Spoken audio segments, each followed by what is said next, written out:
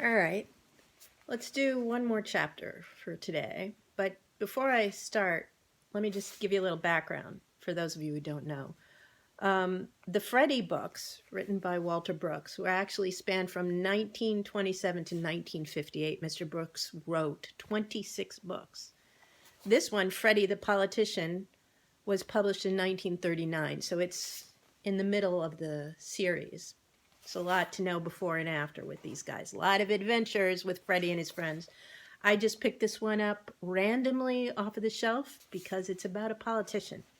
But you might want to go back and find out more about Freddy and his friends.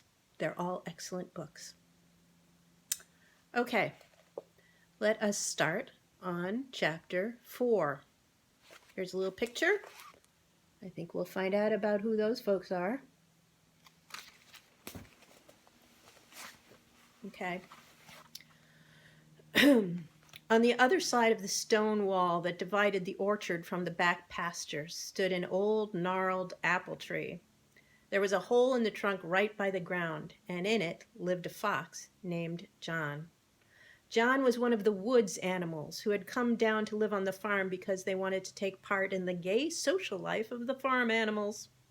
A great many squirrels had moved down, and several porcupines and raccoons, and even Peter, the bear, often came down for a week when there was something special going on. When John had first moved into the apple tree, Charles the rooster and his wife, Henrietta, had been very much upset, for there is nothing that a fox would rather have for supper than a nice plump chicken, unless it's 2 plump chickens. But a committee, consisting of Robert and Mrs. Wiggins, had called on John and made him promise to leave the chickens alone. John promised readily enough, for he liked society, and there wasn't much of that up in the woods, which were very wild and very lonely. And anyway, he didn't especially care for chicken. What he really liked was duck, but he didn't tell the committee that. The hole in the apple tree was pretty small. It was so small that John could just get himself in when he curled up tight. And even then he had to leave his bushy tail outside. But he didn't mind, for he said, "I'm not in it very much. I spend most of my time outdoors when I'm awake. All I really need is a place to sleep." One afternoon, Freddy left the bank early and trotted off down through the orchard. He sprang over the wall as lightly as a cat. For although Freddy was getting fat, he exercised regularly, and like many fat people, was very light on his feet. He was a wonderful dancer. As he walked towards the apple tree, he paused to admire the cloud effects, and he murmured a verse or two of poetry to himself.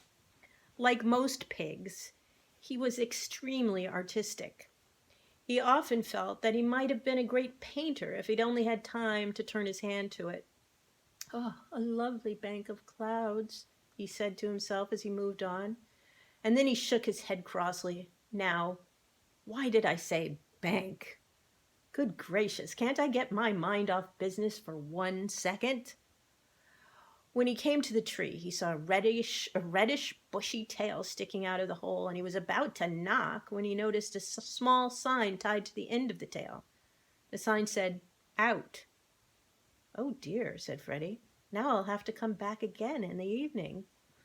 And he was about to turn away when the tail was whisked in and then pushed out again immediately with another sign on it which said, "In." So Freddy knocked on the tree. The tail was withdrawn again, and John's sharp little nose poked out. "Why, Freddy," said the fox, "this is a pleasant surprise. Come in, come in." "No, just a minute. I have to come out first." For his house was so small that if he wanted to entertain anybody in it, he had to sit outside himself. Let's just sit outside here together," said the pig. So they sat under the apple tree, which was covered with white blossoms, and Freddy said, "Why the signs, John? I could see you were in with your tail sticking right out in plain sight." "That's just the trouble," said the fox. "It's the only drawback of this house. Of course, I'm always into you, Freddy, when you come to call, but there are some animals that come, well, I name no names, but you know how it is. They just never go home. Now, if I had a regular-sized house, I just wouldn't answer when they knocked, or my butler would go and tell them I was not at home. But when they can see me, well, I thought if I had the signs made, then when they saw it read out, they'd understand I wasn't seeing anybody and go away. Does it work? Asked Freddy. No. That is, with some of the more polite ones it does, but there are some. Why, that skunk Sniffy Wilson came yesterday. I had the out sign on my tail, but do you think he went away? He did not. He actually pulled my tail until I answered him. Said he thought it was the doorbell. Some people simply don't know how to behave, Freddy. That's all there is to it. Sniffy's kind of free and easy, and that's a fact, said Freddy. But he's a good fellow, always willing to help you out in a jam. Well, that's one reason I came to see you today. We're in a sort of jam at the bank. We've got to have more vaults built, and this time it's a job for highly skilled labor. It's no woodchuck proposition. The rooms are full now, and even the tunnel is so cluttered up with stuff that the clerks can hardly get through. You're just the animal for the job, if you'll take it. Oh, Freddy was very diplomatic. He knew how to make people want to do things he wanted them to do. John felt very much flattered, and he agreed at once to come and do the necessary digging. So they gossiped for a while, and then John said, there's some talk up in the woods, Freddy, that you've given up the idea of founding a republic and electing a president. Oh, I hope that isn't so. No, said Freddy, and he explained that he had merely taken John Quincy's advice about getting the bank going first. It's sound advice, I think, said the pig. Once we start having election speeches and going out after votes, nobody is going to pay much attention to the bank. But I think we will get at it pretty soon now. Well, I hope so, said the fox. And of course, it's none of my business. Well, in a way it is, of course, because I'm a citizen of the republic, if there is a republic. And well, okay, go ahead, said Freddy. You're among friends. Well, said John, I wouldn't take too much woodpecker advice if I were you. I don't trust those boys, and that's a fact. Don't ask me why. It's just a feeling. Don't you have those feelings? Why, now that you mention it, said Freddy, I guess I do. Weasels, now. I don't trust weasels. And yet, I haven't any reason not to, really. I don't know much about them. They may be the kindest, nicest people in the world, but somehow... Yes, said John, and that's how I feel about woodpeckers. Well, anyway, I just thought I'd mention it. Glad you did, said Freddy. Glad you did. I'll keep it in mind. Well, I must, I guess, be getting back. So he said goodbye, and John hung the out sign on the end of his tail and crawled back into his house and took a nap. When Freddy got back to the bank, Jinx, who had not been in all day, was still not there, and John Quincy was, very much upset. We've got to do something about Jinx, Freddy, he said. He's supposed to be here from 10 to 3, just like the rest of us. But sometimes he doesn't come in for days at a time. Freddy's ears turned pink, for he had not been any too punctual himself. He seldom got up before 10 o'clock in the morning, and by the time he had done his exercises and had a leisurely breakfast and worked a while at his poetry and at his plans for the election, it was time for dinner. And then after dinner, there was his nap and various other things to be seen to, so that he didn't often get to the bank before 2:30. And the bank closed at 3. Oh, well, he said, we mustn't be too hard on Jinx. After all, there's always somebody here. That's always me here, said John Quincy. Not that I mind the extra work, but it's the principle of the thing.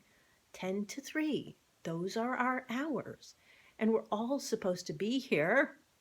Ah, here he is now. he said as Jinx poked his head in the door. "Hey, gents," said the cat breezily. "Boy, what a day I've had. Wow, spring, spring." I made a poem about it, Freddy. Here's the poem. Hooray for spring, what a glorious feeling. All the little lambs on the hillside squealing. Tighten up your braces, tuck in your shirt, all the little green things growing in the dirt. I didn't really see any lambs, though. Spent most of the day chasing butterflies. What is more uplifting, my friends, than to sally forth in the glorious springtide and chase butterflies across the hills of bean? Indeed, said John Quincy dryly. And while you were enjoying the spring, I have been slaving here in a stuffy office. The more fool you, said Jinx. Anyway, you like to slave and stuff, don't you, Freddy? Oh, no, I'm sorry. Let me read that again. The more fool you, said Jinx. Anyway, you like to slave and stuff, doesn't he, Freddy?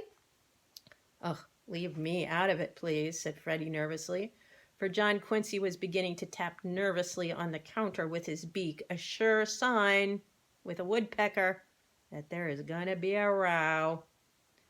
That is not the point, said John Quincy suddenly, raising his voice. As an officer of this bank, it is your plain duty to be here in banking hours. Suppose Mr. Bean comes in and wants to talk to the treasurer, and I have to tell him the treasurer's out chasing butterflies. What kind of bank is that? We've had quite enough of this, Jinx. As president of this bank and your superior officer, as president of this bank and my superior officer, interrupted Jinx, you go soak your head in a rain barrel. You're right. We've had enough of it. I'm through.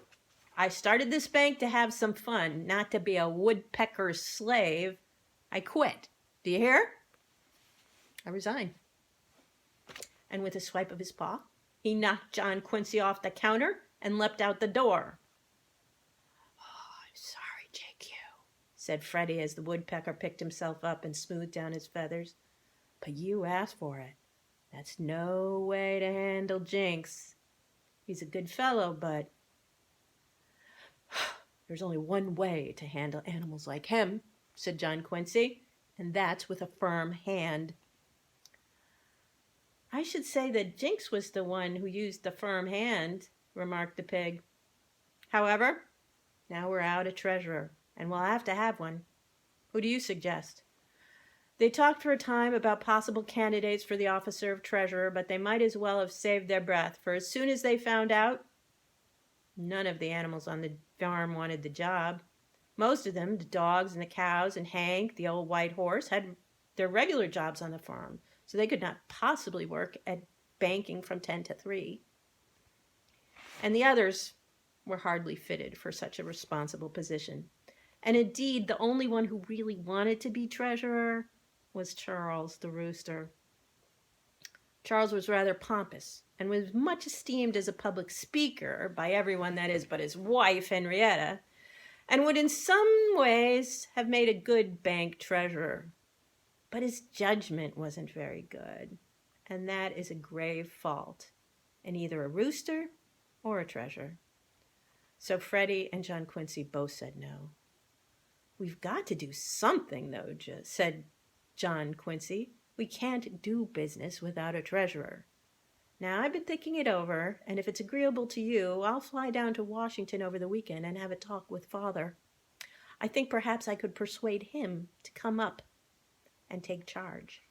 He likes good food, Father does, and I will say that the bugs in New York State are the finest I've ever tasted. Just a moment here. I'm stepping out of the story. I just want you to know that Mr. Brooks was from Rome, New York. So my friends and associates who live in upstate New York, Ithaca, Syracuse, you now know that, in fact, John Quincy is talking the truth. At least, as far as we know about the fruits and vegetables. Okay, back to the story. Well, said Freddie, I must say I don't see why you and I can't run the bank. After all, there are days and days when, like, nobody comes in at all. And there are days when somebody like Mr. Bean comes in, said John Quincy, and what's he going to think if we say there isn't any treasurer? Is he going to put his money in a bank that isn't properly run? I suppose not, said Freddie. My gracious, it would be awful if he decided that we couldn't run a bank properly. He'd think we couldn't run the farm, and then he wouldn't take the trip abroad. And Mrs. Bean has been counting on it, so... Don't you worry, said John Quincy. We can run the farm all right. We'll get at this election pretty soon, and we'll fix the whole thing up. We? Said Freddie to himself as he bent over his ledger. Somehow I don't like that we so much. Okay. Chapter 4.